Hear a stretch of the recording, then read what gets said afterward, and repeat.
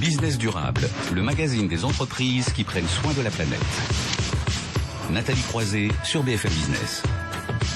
C'est la deuxième demi-heure de Business durable sur BFM Business. La facture énergétique des Français ne cesse d'augmenter. Il existe pourtant des solutions pour faire des économies. On va en parler avec le site qu'est l'énergie.fr. Antoine Châtelain, bonjour. Vous êtes donc son directeur général, un site qui existe depuis quelques années. Alors sur justement votre site, vous citez 900 000 particuliers accompagnés. On en est encore plus loin maintenant, c'est ça? On a même atteint le million de particuliers conseillés sur Quelle Énergie. Conseillés, donc voilà, vous allez devoir réactualiser aussi votre site. Donc les projets de travaux, on en parle dans un instant avec vous. Mais tout d'abord, Patricia Laurent. Bonjour Patricia. Bonjour Nathalie. Directrice de la rédaction de Green Univers. Alors les introductions en bourse des sociétés des clean tech redémarrent. Cette semaine, c'est EcoSlops qui a lancé son introduction sur Alternex. Absolument Nathalie. Alors on va faire un petit retour en arrière. Vous vous souvenez, il y a un an, il y avait eu effectivement une vague d'introduction en bourse de sociétés des clean tech à la bourse de Paris. Ensuite à l'été, tout ça s'est arrêté net. Le marché s'est complètement refermé. Il ne s'est plus rien passé pendant 6 mois. Et là, effectivement, comme vous l'avez dit, eh bien ça redémarre depuis le début de l'année. Et effectivement, EcoSlops s'est lancé cette semaine. Alors EcoSlops, c'est une jeune société qui existe depuis 2009 et qui en fait produit des carburants marins à partir de résidus pétroliers maritimes. Donc c'est une forme de recyclage en fait dans le monde du transport maritime. Donc la société s'introduit en bourse, elle espère lever 14 millions d'euros. C'est encore une société qui a un chiffre d'affaires modeste d'environ 2 millions d'euros, évidemment. Elle a développé donc une technologie innovante. Elle a un premier site industriel qui est installé au Portugal. Elle compte en développer d'autres et pour cela, elle a besoin d'argent et elle a donc choisi la bourse. Et la société compte surtout évidemment le développement du transport maritime et de la réglementation pour que nos mers et nos océans soient moins pollués pour se développer dans les années qui viennent. Alors on verra évidemment dans quelques jours si cette introduction en bourse est un succès, mais c'est pas la première de l'année dans le green. Non, absolument, vous avez bien suivi Nathalie. Il y a eu OceaSoft au mois de janvier. Alors OceaSoft, c'est aussi une jeune société qui fait des capteurs en fait, pour des capteurs connectés pour l'industrie et l'environnement. Donc elle a été la première à se lancer à l'assaut de la Bourse de Paris et elle a bien fait puisque son offre a été sursouscrite. Elle a levé environ 8,6 millions, donc c'était en haut de ce qu'elle espérait. Alors, c'est un beau succès. On observe quand même que par rapport à la vague de l'année dernière, les entreprises quand même sont plus prudentes. La demande est quand même un peu moins forte que l'année dernière à la même époque. Les niveaux de valorisation sont aussi plus raisonnables parce que l'année dernière, on avait quand même vu un mouvement un peu euphorique et quand même un peu une bulle se constituer avec des sociétés qui se sont introduites et dont le cours a ensuite baissé. Et ensuite, il faut remonter la pente. Donc, ce n'est pas toujours évident. Donc là, les sociétés qui s'introduisent sont un peu plus prudentes. Alors, introduction en bourse, c'est pas encore le cas pour quellenergie.fr, mais on va en parler avec vous, Antoine Châtelain, donc directeur général de ce site qui accompagne les particuliers dans leur démarche de projets, de travaux. Alors, c'est vrai qu'on en parle beaucoup, notamment de la rénovation énergétique. C'est un sujet qui vient régulièrement avec toujours cette question. Il y a un réel intérêt ou non des Français, il y a un engagement, on sait bien qu'on traverse une période difficile, que parfois quand même c'est de l'argent à investir, un argent assez conséquent, même s'il y a des aides derrière. Et vous, ils sont toujours là à vraiment aller chercher? Les particuliers sont toujours présents, ils sont 500 000 chaque mois à venir consulter nos articles. Et pour certains, à faire l'étude complète de leur logement. En 5 minutes, une étude énergétique. Vous décrivez en détail votre maison ou votre appartement.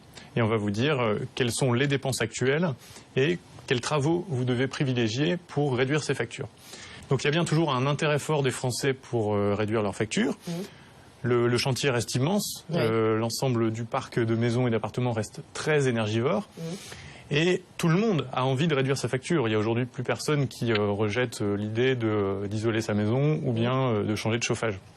La question, c'est bien celle du retour sur investissement, effectivement. Et on constate qu'il existe beaucoup d'aides financières disponibles qui permettent, donc des aides de l'État, de réduire le coût des travaux et de rentabiliser rapidement les travaux. Oui, sachant qu'il y a eu une série d'aides qui ont été annoncées. On le sait bien, le crédit d'impôt transition énergétique ou encore le nouveau prêt à taux zéro aussi pour les accompagner. Exactement. Je pense que le grand message qu'il faut faire passer, c'est que c'est très rentable de faire des travaux en ce moment et il y a beaucoup d'aides publiques disponibles. contrairement aux idées reçues, dans le domaine de la rénovation énergétique, il y en a beaucoup. Mais beaucoup d'aides, peut-être presque trop, on va dire, d'aides, justement. C'est pour ça qu'ils ont besoin. Ils ne savent pas par quel bout s'y prendre dans leur maison. Comme vous l'avez dit, il y a différentes aides. Il y a le crédit d'impôt de transition énergétique, dont le taux a été réévalué en septembre dernier à 30%. Donc ça, c'est considérable. Il n'y a plus de conditions désagréables sur le niveau de revenu, les bouquets de travaux. Maintenant, c'est 30% pour toute personne qui fait des travaux. Donc c'est très simple et c'est un gros montant. Et puis, il y a plein de petites autres aides qui vont s'ajouter. La prime énergie, les aides de l'ANA pour les gens qui sont en situation de faible revenu, les aides régionales. Et donc, une fois qu'on met bout à bout toutes ces aides, on arrive à des travaux qui sont peu chers et qui sont rapidement rentabilisés. Oui, j'allais dire, on peut arriver à quasiment zéro à ce rythme-là. Alors, pour des personnes en situation de précarité énergétique, et là, il y en a de plus en plus. On a calculé 4 millions au moins de personnes en situation quand même de situation de vulnérabilité énergétique, comme on dit. Il y a une étude de l'INSEE qui est publiée récemment. Ouais. Après, pour la plupart des foyers, ça permet tout de même de financer 30%, 40% des travaux. Donc, on a, pour cette raison, développé un simulateur aides et subventions qui est mis à jour régulièrement et qui vous permet, en 2 minutes, de savoir exactement quel est le montant d'aide dont vous pouvez bénéficier pour vos travaux. Ça, c'est un service super parce que les gens sont perdus et donc ça vous permet de voir concrètement ce que vous pouvez faire. C'est Laurent. Alors, sur votre activité, donc vous avez évidemment toute cette activité avec les particuliers. De l'autre côté de la chaîne, il y a tous les artisans. Vous proposez aussi, je crois, de nouveaux services aux artisans pour les accompagner dans leur travail. Antoine Châtelain. Effectivement, l'activité historique de Quelle Énergie, c'est donc conseiller les particuliers, les mettre en relation avec des artisans. Donc notre premier métier, c'est d'être apporteur d'affaires aux artisans. On leur apporte des prospects. Finalement, vous avez plus de 1200 partenaires installateurs, c'est ça? Nous avons 1200 artisans partenaires, soit autant que GDF Dolce Vita. Donc on est content en tant que start-up d'avoir un beau réseau d'artisans. Et notre premier métier, donc leur apporter des affaires et puis les aider à tirer le meilleur parti du web et à trouver les clients là où ils se trouvent maintenant, c'est-à-dire beaucoup sur Internet. On a ajouté l'année dernière une nouvelle offre qui s'appelle le logiciel EcoBooster. Donc ça, c'est un logiciel de bilan énergétique qui est cette fois-ci utilisé par l'artisan lors de son rendez-vous client. Donc ça permet à un chauffagiste, à un plaquiste de se présenter chez un client qui a un projet et de noter sur sa tablette les caractéristiques de l'habitation, de pouvoir lui dire au bout de 10 minutes, voilà, mon isolation va vous permettre d'économiser 1 000 € par an. Donc c'est un superbe logiciel qui permet réellement à l'artisan de se positionner en tant que conseiller. Et ça va dans le sens de toutes les normes qui sont en train de se mettre en place, notamment RGE. RGE reconnu garant de l'environnement, exactement. Les artisans à se positionner en tant que conseiller et pas simplement en tant que vendeur d'une solution. Avec cette question, justement, ils doivent être formés. Est-ce qu'ils sont suffisamment formés? Enfin, on sait bien qu'il faut accélérer le mouvement. Ça s'est accéléré ces temps derniers, mais il y avait la question, parce que ça devient une obligation quand on fait des travaux, d'avoir un artisan RGE aussi pour garantir, évidemment, d'avoir les meilleurs travaux possibles.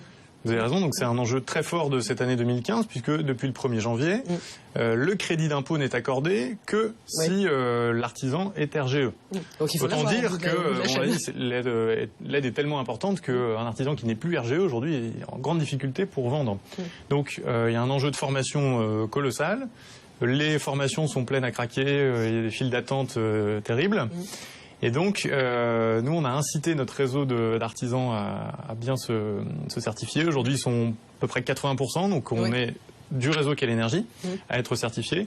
Mais sur le marché, il y a encore, on n'a pas de chiffre exact, mais je pense moins de la moitié des artisans qui sont certifiés. Donc c'est un très fort enjeu de cette année. Et je pense que c'est bon pour les particuliers, puisque ça leur permet d'avoir en face d'eux des professionnels qui savent bien de quoi ils parlent et qui sont capables de prendre du recul et de leur dire... Vous avez ce projet, mais si on prend un peu de recul, en termes de rénovation énergétique globale, faites mon chauffage, mais faites aussi une isolation, ce sera plus intelligent d'une façon globale. Alors, une question juste que je me pose, Antoine Châtelain, c'est sur votre modèle économique aussi de quellenergie.fr. Parce que voilà, vous êtes entre le conseil... Oui. Concrètement, notre chiffre d'affaires est formé donc par la vente de prospects qualifiés aux artisans, première source de revenus, et puis par la vente de licences du logiciel EcoBooster. Voilà.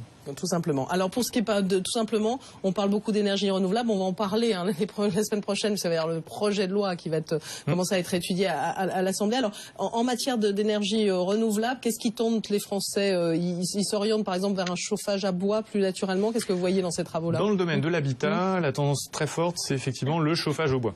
Depuis 2 ans maintenant, on voit que c'est l'énergie en très forte croissance.